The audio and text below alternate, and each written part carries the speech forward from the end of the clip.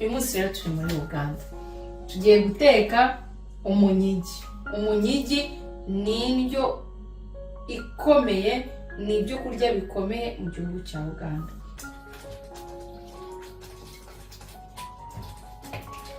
Biraryoshye bagenzi banjye, abantu bari hafi ndabatumiye muzaze ndatekera umunyigi. Gute mukumbura ibiryo by'iwanyu gute mpari?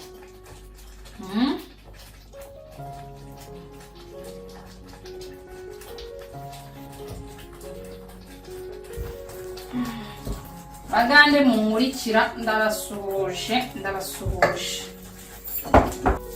Uganda igihugu giherereye mu burasirazuba bwa Afurika, kimwe mu bihugu byiza birangwa n'imirambi, nyine ubutaka burambitse, nta misozi myinshi miremire ihari nk'iyo mu Rwanda. Ni urugero mbahaye.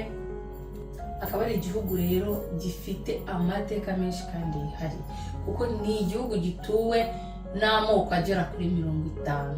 Urumva ko buri bwoko, buri muryango ufite imico yawo, ariko uko ayo moko yose ari menshi ashyiramo akagira ibyo ahuriraho. Aribyo rero uyu munsi tugiye kuganiraho bikeya. Njyewe ubagezaho ikiganiro, amazina yanjye ni Elizabeth Bishaka. Ndabashishikariza kandi gukomeza gukurikira channel yanjye Voyage Chronicles, kugira ngo tuzakomeze tugende turebana imico y'ibihugu bitandukanye nk'uko mbibabwira. Uyu munsi rero turi muri Uganda, tugiye guteka umunyigi ni indyo ikomeye, ni ibyo kurya bikomeye mu gihugu cya Uganda. Ese ubundi kubera iki Uganda umunyigi bawufata nkaho ari ibiryo bifite agaciro cyane mu muco wabo? Ntayo impamvu rero kuva Uganda barya n'ibindi, barya umuceri, barya inyama, barya amakaroni, barya ibirayi, ariko impamvu igitoki ari cyo kintu kiribwayo cyane nuko igitoki nicyo kintu cyera cyane muri Uganda. Ntabwo kigira igihe cyo kuvuga ngo igitoki cyera muri aya mezi cyera, mbega basarura inshuro nyinshi mu mwaka. Ni ukuvuga ngo igihe cyo guhinga, igihe cyo gusarura muri Uganda ku gitoki nta kihaba. Niyo mpamvu rero igitoki, kubera ko ari cyo kintu kiboneka cyane, nicyo kintu abaturage benshi ba Uganda babona, bituma no ku isoko gihenduka kubera yuko kiba kiboneka cyane. Niyo mpamvu rero gifatwa nka kimwe mu biribwa bikomeye kandi gikundwa gukoreshwa cyane muri Uganda mu bihe bitandukanye, haba mu birori, mu makwe, haba bagize ibyago ku biriyo. Mbese nkuko nabwiraga, igitoki rero Uganda gifatwa nk'inyama nk'igisamwamba mu biribwa byabo. Rero njye umunyigi wanjye nkuko nababwiraga, hari abantu ubundi mu Uganda uko bawuteka, hari abawuteka bakoresheje amakoma, nabonye bakoresha n'udufuka, biterwa n'icyo umuntu afite, ariko bo akenshi umutekera gusa umunyigi wabo utetse uri mu makoma. Twebwe rero kuri twe tudafite amakoma, tudafite insina, nabaganirizaga mbabwira ku munyigi, ariko twebwe ngiye kubereka uburyo bwacu twebwe tuwukoramo bworoshye. Rero igitoki namaze kugitunganya, kizemo amazi, ngiye kugiteka. Umunyigi rero ni ibiryo nkunda, nigize kujyayo marayo icyumweru, navuyeyo nta kindi kiryo ndakoza mu kanwa, nirira umunyigi. Rero Abagande ukuntu bawukunda umunyigi, bagurisha ubunyobwa. Ikintu nakundiye ibiryo by'i Bugande, ni abantu bateka ibiryo byabo nta birungo byinshi bumvamo, mbega biba umwimerere wabyo, bidafite ibirungo byinshi, bidafite iki, ni bya biryo urya ukavuga uti nta kibazo byantera. Rero bakunda gukoresha ubunyobwa barisha umunyigi. Ubunyobwa nabwo ukuntu babuteka, bafata ubunyobwa gusa nta kubukaranga, nta ki, bakabutogosa bagashyiramo umunyu. Ariko bitavuze ko hari n'ababurisha inyama, hari n'abakora izindi mboga zindi zitari ubunyobwa. Gusa nuko icyo nabonye, abenshi 90% baburisha isosi y'ubunyobwa. aribyo ndi bubere ku munsi tugiye gusangira. Rero nkuko nababwiraga, Uganda mu muco waho ubamenyera mu bintu bitandukanye, ubamenyera mu mbyino zabo. Nkuko nababwiye hariyo amoko menshi y'abantu atandukanye, mbega buri karere buri bwoko bw'abantu bagira imico yabo. Ariko ikintu kizwi cyane kizwiho ku rwego rw'igihugu bahuriraho, hari ururimi, bose bavuga Urugande ariko havugwayo n'icyongereza nk'ururimi ruri international kuri bo. Hari abavuga Ikinyankore, hari abavuga Igiswahili, hari abavuga Igikiga, haba indimi nyinshi, ariko hahandi uvuga ngo ururimi nyamukuru ku gihugu nk'ururanga umuco wa Uganda ni Urugande. Rero hari amagambo amwe n'amwe mu Kigande bakoresha, nk'uko mu Rwanda bavuga ngo gusaba, gukwa, mu Bugande babyita ngo kwanjura. Kwanjura ni ugusaba no gukwa. Kumwe iwabo w'umuhungu bahaguruka bakajya iwabo w'umukobwa bakajya gusaba umugeni, ni ukwanjura. Hanyuma hari uburyo bwo gusuhuzanya. Hari umuntu uri inyuma ya kamera adufasha mbwira. Mu Kigande ushaka kubwira umuntu gute ngo mwaramutse? Usuzorya.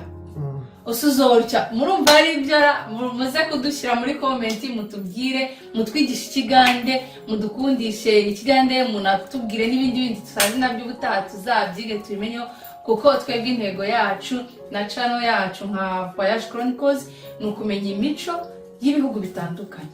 Wavuga uti ndategura kujya Bugande, ukabuza uti ningera Bugande bavuga izihe ndimi, Bugande bambara iki, Bugande barya iki. Nibagiwe no kubabwira nkivuga ku bijyanye n'imyambarire ya Uganda mu buryo bw'umuco.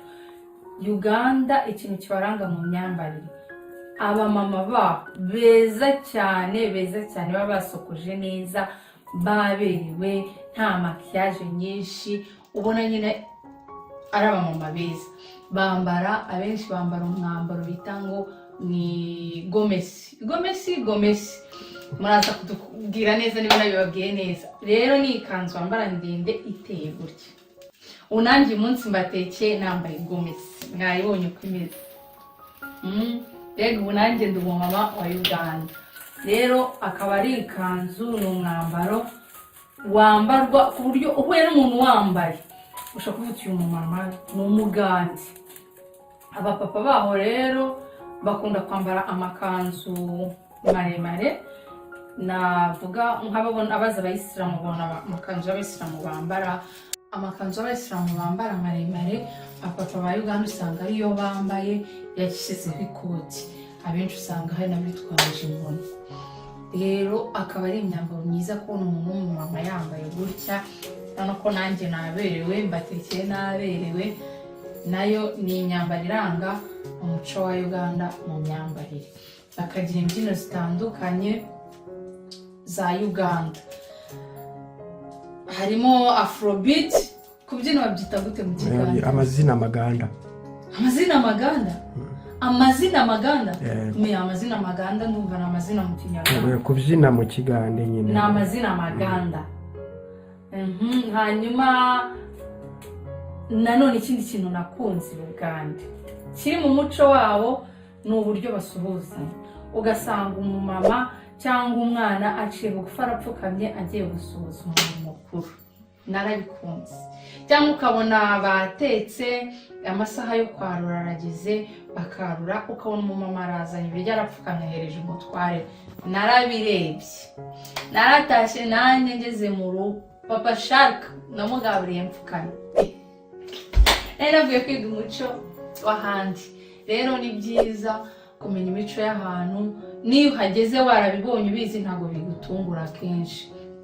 Ibyo nabyo ni mu muco waho, basuhuzanya baciye bugufi. Ukabona umugore yapfukamiye umugabo we yaciye bugufi. Mbega bansobanuriye ko nabajije ni mu buryo bw'icyubahiro, mbega uberetse umuntu kumwubashye. Cyangwa ukabona umwana muto agiye gusuzuma umuntu mukuru, araje arapfukamye aramusuhuje. Nabibonye ndabikunda, mbona rero ni byiza bantu munkurikira ndabashishikariza kujya mumenya imico y'ahandi, ni myiza pe, kuko iyo ugiye ahantu ntabwo bikugora. Njyewe niyo mwanzuro nafashe, igitoki cyacu kigiye gushya, niyo mwanzuro nafashe, kandi mpita numva ari byiza ko twajya dusangira imico y'ahantu itandukanye. Nk'ubu hari ahantu nigize kujya, byatumye numva nshaka ko twigana imico y'ahandi, tukamenya ese imbyino z'ahandi bimeze gute, ese imirire y'ahandi imeze gute, ese imyambaro, muri make umuco w'ahantu n'ahandi muri rusange bimeze gute. Hari ahantu nigize kujya amaze imyaka 3, ariko uko twari twambaye njyewe n'abashuti banjye, bazi ko abantu baba baratwanya tukanga ntago abantu ari abiwacu, ntago abantu ari abaha. Tanibaza se babibwiwe n'iki, ntituvuze gusa baraturebye. Umwe muri twavuga ati babonye tutambaye nk'abantu baho. Niho rero nahise burya kumenya umuco w'abantu ni byiza. N'iby'ahandi wasura ahantu ukaba uzi ngo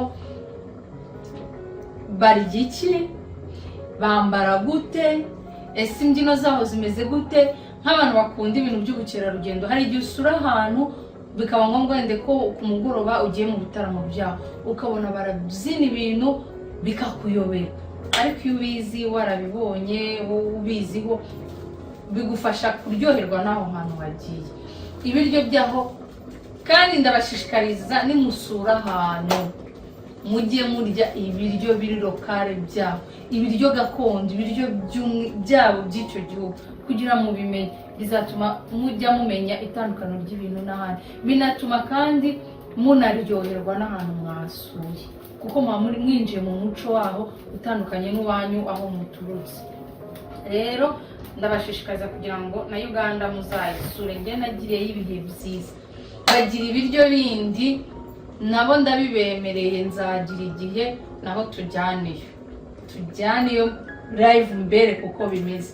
Hari ibindi biryo bagira babyita ngo ni street food, ni ibiryo nyine baba batunganyiriza ku mihanda, umuntu arya akomeza, bita ngo igikomando. Ndagikumbuye, nagiye ndakirya. Ni uburyo yakambarika, nzabibabwira ubutaha, nzabibabwira nanabibereka. Tuzatunganye igikomando tukirya. Abagande salute, narakunze umuco wabo, imirire yaho, zanasubirayo, tuzasubiranayo ndabibijeje. Rero igitoki cyacu cyamaze kuvanga, n'isosi yacu y'ubunyobwa igiye gushya mu kanya gatoya. Ngiye kubabwira ku muco wa Uganda, inshuti zanjye, nyambabwire ko umunyigi wacu nkuko nabwiraga rero, dore kuko tuwutunganya abantu tudakoresha amakoma, tudakoresha n'udufuka, ariko byibuza ukicara ukavuga uti nanjye nariye umunyigi, nakoze umunyigi. Rero ndawucucuma, igitoki ndagicucuma nkivange neza kuko kiroroshye. Nta mpamvu yo kugivuga ngo nkumbuye umunyigi, sinzajya Uganda kurya umunyigi, nzajya muri resitora kurya umunyigi. Ahangaha ho twe twirirwa duhiga ngo resitora z'abanyafurika ngo kugira tujye kuryayo ibintu dukumbuye kiwacu muri Afurika. Ndabashishikariza gukomeza kuwunkurikira kuri Voyage Chronicles. Umunyigi wacu rero umaze gutungana, tugiye kwarura n'ubunyobwa bwacu bwatunganye.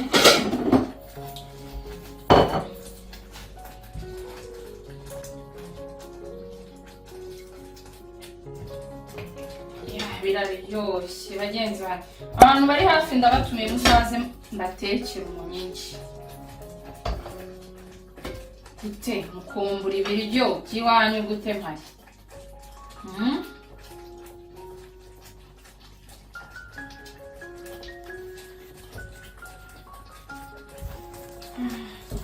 Bagande munkurikira, ndabasuhuje.